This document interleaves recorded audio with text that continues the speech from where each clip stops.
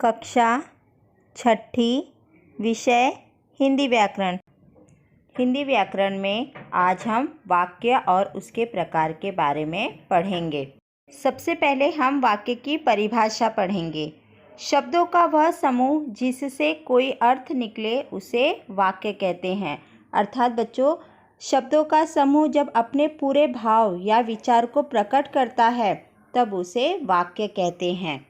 जैसे यह मीराबाई का भजन है, मोर के पंख सुंदर होते हैं। अब बच्चों, यह दोनों वाक्य अपने संपूर्ण विचार को प्रकट कर रहे हैं। इनसे किसी न किसी कार्य के होने या उसकी स्थिति का पता चल रहा है, इसलिए ये दोनों उदाहरण वाक्य हैं। अब हम वाक्य के प्रकार पढ़ेंगे। अर्थ के आधार पर वाक्य के 8 प्रकार होते हैं। पहला विधानार्थक वाक्य, दूसरा निषेधार्थक वाक्य, तीसरा प्रश्नार्थक वाक्य, चौथा विस्मयार्थक वाक्य, पांचवा आज्ञार्थक वाक्य, छठा इच्छार्थक वाक्य, सातवां संदेहार्थक वाक्य और आठवां संकेतार्थक वाक्य। अब हम बच्चों वाक्य के एक एक प्रकार के बारे में पढ़ेंगे। सबसे पहले विधानार्थक वाक्य। हम पहले विधानार्थक वाक्य की परिभाषा देखेंगे। जिस वाक्य में किसी बात के होने या करने का बोध होता है और जिस वाक्य में ना, नहीं, मत शब्द ना हो उसे विधानार्थक वाक्य कहते हैं। अर्थात बच्चों, जिस वाक्य में क्रिया के होने की सूचना हो और जिन वाक्यों में ना, नहीं, मत जैसे शब्द नहीं आते हैं वे वाक्य विधानार्थक वाक्य कहलाते हैं। जैसे भारत एक महान देश है। दूसरा, सुबह का समय सैर के लिए अच्छा होता है।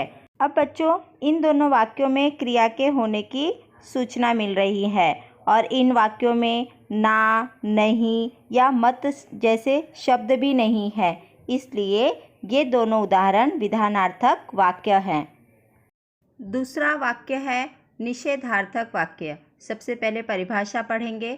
जिस वाक्य में किसी काम के ना होने या न करने का बोध हो उसे निषेधार्थक वाक्य कहते हैं।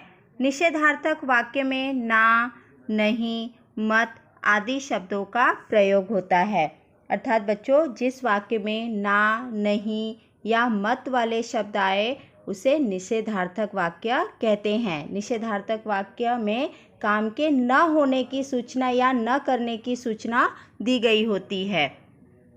जैसे वह अपना काम खुद नहीं करता। दूसरा, यह सोने की कुल्हाड़ी मेरी नहीं है।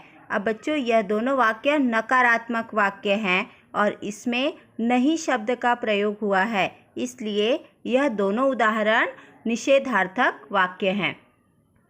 तीसरा प्रकार है प्रश्नार्थक वाक्य। सबसे पहले हम परिभाषा पढ़ेंगे। जिस वाक्य में किसी प्रकार का प्रश्न पूछा गया हो उसे प्रश्नार्थक वाक्य कहते हैं। अर्थात बच्चों, जिस वाक्य में प्रश्न के भाव प्रकट हो, अर्थात जिसमें पता चल रहा हो कि किसी से कुछ प्रश्न पूछा गया है, तो वो वाक्य प्रश्नार्थक वाक्य कहलाएगा।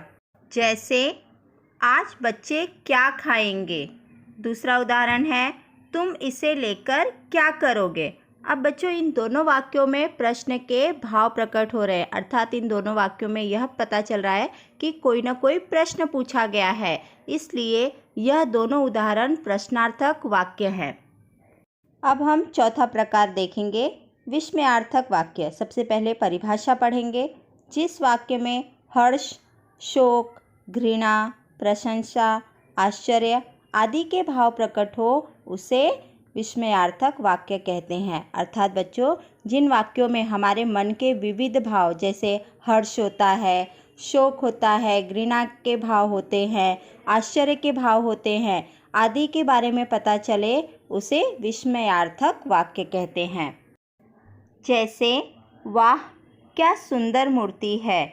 दूसरा उदाहरण है शी कितनी गंदी जगह है यह। अब बच्चों, ऊपर वाले उदाहरण में वाह क्या सुंदर मूर्ति है, यहाँ पर हर्ष के भाव प्रकट हो रहे हैं। दूसरा उदाहरण में शी कितनी गंदी जगह है यह। यहाँ पर घृणा के भाव प्रकट हो रहे हैं। तो बच्चों इसलिए यह दोनों वाक्य विस्मयार्थक वाक्य के उदाहरण है। वाक्य के शेष 4 प्रकार हम अपने अगले वीडियो में पढ़ेंगे। धन्यवाद।